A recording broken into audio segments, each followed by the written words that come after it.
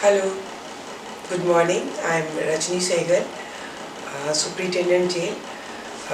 हिंदी की भाषा में जिसे आप जेलर कहते हो, और मैं इसमें ये ऐड करूँगी, मैं अंग्रेज़ों के ज़माने की जेलर नहीं, हिंदुस्तान के हिंदुस्तानी जेलों की मैं हिंदुस्तानी जेलर हूँ।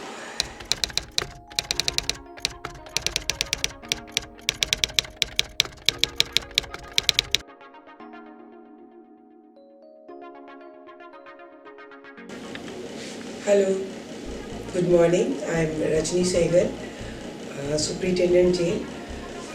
हिंदी की भाषा में जिसे आप जेलर कहते हो, और मैं इसमें ये ऐड करूँगी, मैं अंग्रेज़ों के ज़माने की जेलर नहीं, हिंदुस्तान के हिंदुस्तानी जेलों की मैं हिंदुस्तानी जेलर हूँ। तो इस प्रोफेशन में आना, जब जेलर कहा जाए तो एक डर की लहर सबके मन में या उनकी बॉडी में एक झंझनाहट सी होती है। तो ऐसा नहीं है, ये वो फील्ड है जो औरतों के लिए बहुत अनजान था। शायद मर्द लोग भी इस प्रोफेशन में आने से डरते थे, लेकिन मैं कुछ अलग किस्म का एक चाइल्ड था, जो कि मेरे पेरेंट्स ने मेरी उन एक्टिविटीज़ को नोटिस किया और उन एक्टिविटीज़ को उन्होंने दबाया नहीं, बल्कि उसको एक चैनलाइज किया कि मैं लड़की के रूप में उनके घर में पैदा हुई, लेकिन I was grown up like an individual. I wasn't a baby girl, I was an individual and child to my parents. With the result, अगर मेरे में कुछ एक्टिविटीज़ लड़कों जैसी थी, तो उन एक्टिविटीज़ को एकदम से ब्लॉक नहीं किया गया, लेकिन समझाया गया कि तुम इस हद तक जा सकती हो और उस हद के आगे तुम्हारा नहीं है। With the result, what ever I choose, they supported me. I did BSc, उसके बाद मुझे लॉ करना था, जबकि उस समय in early 80s law was not considered a good subject for the females, but my father supported me. He said कोई बात नहीं, अगर ये करना चाहती है तो उसे करने दिया जाए। तो लॉ करने के बाद मुझे लगा कि मुझे वकालत, मेरी सारी एजुकेशन जो है कश्मीर यूनिवर्सिटी से है, तो मुझे श्रीनगर में कुछ स्कोप नहीं लगा, क्योंकि कश्मीर जो आज आप देखते हो, ये आज से 20 या 30 साल पहले नहीं था। ये सही में एक जन्नत था। हम लोग उस जगह पे पैदा हुए, पढ़ाई की, जहाँ पे आपको एक इंडिविजुअल के रूप में, और ख़ासकर लड़कियों को पढ़ाई में बहुत एनकरेज किया जाता था। तो मुझे उस वक़्त वकालत करनी थी जम्मू में, क्योंकि कश्मीर में इतना क्रिमिनल स्कोप नहीं था, because you have very little crime and accidental crime. I switched over to Jammu. तो मैंने जम्मू में वकालत स्टार्ट करी, and another a male on my side, Sardar Joginder Singh, जिनके चैम्बर में मैंने ज्वाइन किया, लेकिन मैं उनकी जूनियर नहीं थी, मैं उनकी एक कुलीग थी। तो आप यहाँ पे एक मेल का रोल देखिए, जो कि हम हमेशा कहते हैं कि मेल्स हमें आगे बढ़ने नहीं देते। ऐसा नहीं है, फील्ड सब औरतों को मिलता है, लेकिन हम उसको किस रूप में लेते हैं, कितना उसको एक्सप्लोर कर सकते हैं, that depends upon a female. जब मैंने वकालत शुरू की, मैं सरदार जोगिंदर सिंह की कुलीग थी। एक नाम था अपने आप में, एक रिस्पेक्ट था, एक आइडेंटिटी थी कि एक लेजेंडरी, जो क्रिमिनल लॉ में लेजेंड थे, मैं उनकी कुलीग थी। और उस समय भी जम्मू में शायद औरतें प्रैक्टिस के लिए नहीं जाती थी। जब मैंने जम्मू बार एसोसिएशन ज्वाइन की, तो hardly 3 or 4 girls were there, but I work there. और उसी के दौरान मैंने क्रिमिनोलॉजी एंड पुलिस साइंस में फर्दर एजुकेशन किया। तो उस एजुकेशन के बाद, उस डिप्लोमा के बाद, मुझे फिर लगा कि मुझे कुछ हटके करना है। तो उस दौरान सुप्रिटेंडेंट जेल भी नहीं कहूँगी, जब when I was dealing with the criminals, तो मुझे उन दीवारों के पीछे झांकने का एक अंदर में एक तमन्ना सी हुई कि इन दीवारों के पीछे क्या है, क्योंकि these were the very close door. उस समय prison working was not that transparent. तो आप हमेशा डर के नाम, और जेल को एक वो टेरर का रूप दिया जाता था कि तुमको जेल में बंद कर देंगे, बड़े घर का नाम दिया, ससुराल जाना, या बच्चों को डरा दिया जाता था, उस सड़क से मत जाओ क्योंकि वहाँ जेल है। तो मुझे एक क्यूरोसिटी होती थी, जब मैं अंडर ट्रायल्स को देखती थी, जब मैं उनके केसेस हैंडल करती थी, मुझे लगता था कि मुझे इसके अंदर जाके झांकना है क्या है। तो when I got the opportunity, I have to choose between the police and the prison, I opted for the prison services. तो वो भी एक अलग से था। जब मैं सिलेक्ट होके गई, तो there was a lot of hue and cry among my colleagues, जिनका एक सेंटेंस था, हम इसको संभालेंगे या कैदियों को संभालेंगे। अगेन आई से the then Director General of Prisons, Mr. R. Dachat. He said कि तुम अपने आप को संभालो, रजनी सबको संभाल लेगी. Again I'll say a male member who stood by me. तो जब उनका इतना confidence मैंने अपने में दिखा, तो मुझे लगा कि नहीं, वो I don't have to let this man down. तो when I entered the premises, I entered these four walls. तो एक अलग से दुनिया थी. मेरे अंदर का वो क्रिमिनोलॉजिस्ट जो कि सिर्फ क्राइम को ट्रीट नहीं करना चाहता था, वो रीज़न ऑफ क्राइम भी उसको भी एक्सप्लोर करना चाहता था. तो उस समय when I entered these stone walls, the high walls, तो एक अलग से फीलिंग था कि really these people they need, कि लोग क्या कहेंगे, वो WOT, what will others things, क्या का वो एक जो मेरी टर्मिनोलॉजी थी जो लोगों की थी, वो एक किनारे थी. सभी पूछते हैं तुमको डर नहीं लगता? मेरा ये जवाब होता है, डर किससे लगता है? I am qualified, I am professionally train, I am able to handle them. तो मुझे किससे डरना है? हाँ, औरत फैक्टर मेरे में नहीं था, because when I was at my work place, तो मैं एक काम कर रही थी, मैं एक इंडिविजुअल थी, एक वर्कर थी. तो एक वर्कर को किसी से डर नहीं होता. हाँ, उसको अपने फेलियर से डर होता है. तो मैं अपने फेलियर से भी नहीं डरी. मुझे ये लगा कि मैं अगर मेरे फेलियर्स होंगे, दैट विल बी एक way to the forwardness. And another, और जो क्रिटिसिज्म या मेरे कोलीग्स की तरफ से जो आया, that was an healthy competition. क्योंकि मुझे प्रूव करना था, कि मुझे ये प्रूव नहीं करना था I am better than you, मुझे ये प्रूव करना था I am one among you, don't consider me A women. और उसको एक क्राइटेरिया में मत डिवाइड कर दीजिए कि this is for male and this is for female, because when you advertise the things, when there is a opportunities of work, तो कहीं नहीं लिखा होता नॉट फॉर फीमेल्स. हम उसको अप्लाई ना करें या we don't opt for it, तो ये हमारे पे डिपेंड करता है. तो उस जगह पे जाके मुझे लगा कि ये दुनिया सच्ची में काम करने के लिए है, जहाँ एक औरत रियल एक सक्सेसफुल औरत हो सकती है. क्योंकि उस दीवार के अंदर उन लोगों को एक माँ की ज़रूरत है, एक कंपेनियन की ज़रूरत है, एक फ्रेंड की ज़रूरत है, और एक उस साथी की ज़रूरत है जिसको वो अपना कह सके, जिसके साथ अपना दुख दर्द बांट सके. कई बार ऐसा भी होता है कि वो इंटेरोगेशन में अपना कुछ नहीं बताते, पर जेल अथॉरिटीज़ को सब बताते हैं कि what were the reasons for which they are behind these walls, उन्होंने ये क्राइम क्यों किया. तो वो एक्सप्लोर करना था.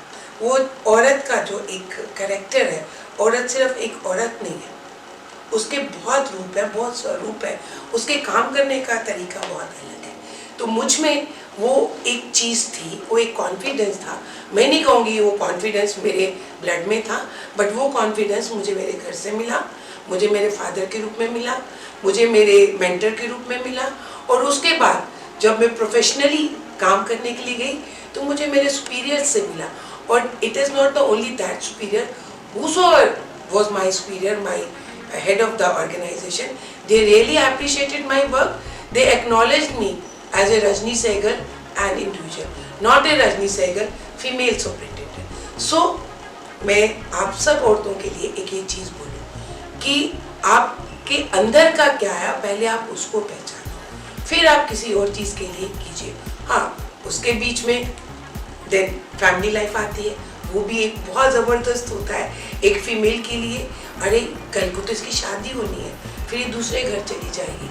तो मेरी ज़िंदगी का वो जो मैरिटल लाइफ था, it was not a smooth, क्योंकि वो किसी का भी स्मूथ नहीं होता. जब आप दो डिफरेंट कल्चर के लोगों को इकट्ठा करोगे, तो कहीं ना कहीं डिफरेंस आता है, लेकिन यू हैव टू मैनेज.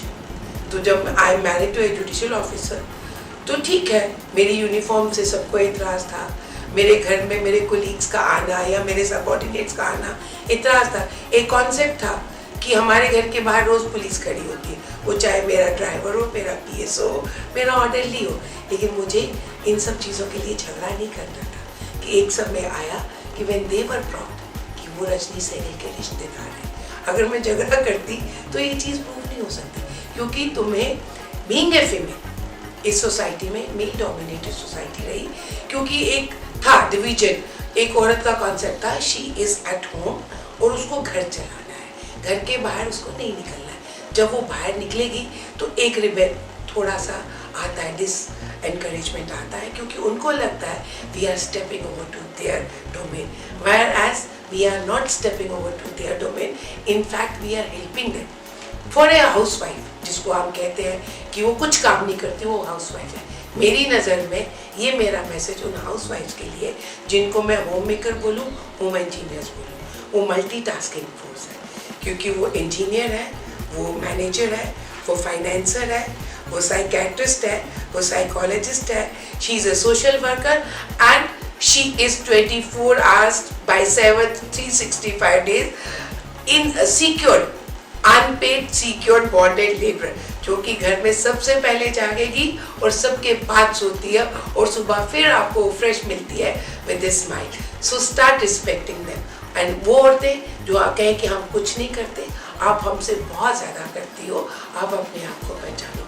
आप ना हो शायद घर ना चले, एक बच्चे ना बड़े हो, वो इतने अच्छे कैरियर ओरिएंटेड ना हो, आपके मियाँ इतने तसल्ली से और प्यार से नौकरी ना करें, आपके बुजुर्ग इतने रिलैक्स ना फील करें, तो वाई यू आर फीलिंग कि नहीं हम कुछ नहीं करती. आप सबसे ज़्यादा करती हो. हम वर्किंग वुमेन कैरियर ओरिएंटेड है, हमें बैलेंस करना है between our family life, our professional life and then for your personal life. क्योंकि कहीं ना कहीं हम उठते इस family life and professional life में अपनी पर्सनल लाइफ को भूल रहे हैं. तो कहीं ना कहीं आप अपने आप को भी पहचानो, अपनी आइडेंटिटी, अपनी डिग्निटी, अपनी सेल्फ रिस्पेक्ट इंटैक्ट. हमें किसी के साथ तलवार लेके झगड़ा नहीं करना है. हाँ, हमें हर चीज़ प्रूव करनी है बिकॉज हम एक लकीर से हट के आ रहे हैं. आज तो बहुत मौके हैं और बहुत सारी सुविधाएं हैं. जब हम लोग इस प्रोफेशन में आए या घर से बाहर जब निकले, मैं आपको एक छोटा सा इंसिडेंट बताती हूँ. I had my hair cut. जब मैं जम्मू की अदालत में गई, कोर्ट एटमॉस्फेयर में, प्रेमिसेस में, आज तो वकीलों बहुत अच्छे चैम्बर्स हैं. उस वक्त मुबारक मंडी में लकड़ी के खोखे होते थे और मेरा हेयर कट था और I used to wear pants. तो उस वक्त मुझे सिर कटी कहा जाता था. उस वक्त मुबारक मंडी में खोखे हुआ करते थे. तो मैं एयर कंडीशन रूम से निकल के मैं उसमें पहुंची. तो वहाँ पे ये कहा जाता था कि आप शायद intervening period, either you will get a good job, either you will get A married. क्योंकि कोई भी एडवोकेट को इतना प्रोफेशनली नहीं एक्सेप्ट कर रहे थे कि शी विल स्टे बैक. वो यही सोचते या तो इसकी शादी हो जाएगी या इसको कोई और टीचर या कुछ जॉब मिल जाएगा, चली जाएगी. और I was with a hair cut, तो मेरे को सिर कटी वाली वकील बोला करते थे. But still I stayed there, I showed my existence. और कई बार तो ये होता था, इवन फीमेल्स वो भी आपके पास आके नहीं अपना केस बताते थे. कई बार मेरे सीनियर्स भाई थे, वो कहते थे नहीं सर इस औरत ने की समझना है, इस नानी ने की आंदा. मतलब एक कॉन्सेप्ट था, हमने उस कॉन्सेप्ट को तोड़ा है. आज जो भी बच्चियां हैं professionally, parents are there to support you. आप अपने आप को पहचानो, आप क्या करना चाहते हो, आपने खुद डिसाइड करो. और कुछ भी गलत होता है, मैं अगेन बोलूँगी, उस चीज़ को छुपाओ मत, उसको कम मत करो, फाइट अगेंस्ट दैट. अगर आपसे नहीं होता, there are so many sources, you talk, लेकिन अपने आप को उस घुटन में मत महसूस करो. आज आपको मेल भी समझ रहा है, आपके पेरेंट्स भी समझ रहे हैं और सोसाइटी भी समझ रही है. लेकिन कहीं ना कहीं आज भी औरत को, जो एक मेल के लिए is a routine, for a female she has to prove. Don't think ये गलत है, नहीं, ये सही है. एक समय आएगा जहाँ की ये इक्वालिटी आ जाएगी. बट वही मैं कहूँ ना, अपना टाइम भी आएगा. लेकिन जब तक वो टाइम नहीं आ रहा, तब तक don't give up. As an a woman, you are a very strong person. You are physically strong, you are mentally strong, and I really want all of you to be financially strong. शादी ब्याह जिंदगी के किसी मोड़ पे हो जाएगा, लेकिन पहले फाइनेंशियल स्ट्रेंथ, मेंटल स्ट्रेंथ, उसको लेके चलो. किसी का कंधा मत ढूंढो, किसी की सिंपैथी के लिए मत हमेशा ढूंढिए कि कोई और आपसे बात करेगा. आप अपने आप से बात करो. अगर आपका विजन क्लियर है, आपके रास्ते भी क्लियर.